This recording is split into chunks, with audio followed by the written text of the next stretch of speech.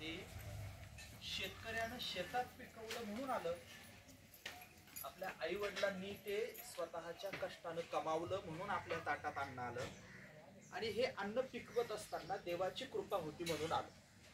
त्याच्यामुळे अन्न सेवन करत असताना शेतकऱ्याविषयी, अन्न सेवन करत असताना आई वडिलांविषयी, अन्न सेवन करत असताना परमेश्वराविषयी कृतज्ञता व्यक्त केली पाहिजे.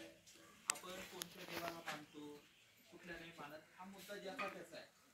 मात्र कुणीतरी मागे एक आहे ना असा की जो हे सगळंचे सगळं चालवतो, त्या विश्वनियंत्रक परमेश्वराच्या विषयी कृतज्ञता, ज्यांनी आपल्याला जन्माला घातलं त्या आई वडिलांविषयी कृतज्ञता आणि शेतकऱ्याविषयी कृतज्ञता.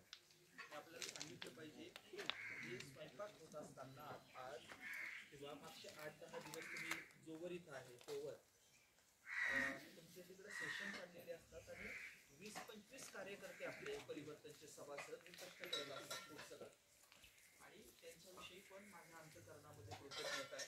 आपण सर्वांनी त्यांना नमस्कार करूयात आणि खूप प्रेमानं प्रार्थना म्हणूया. 1 मिनिटाची शांतता आणि नंतर मग माझ्यासोबत श्लोकाला सुरुवात होईल.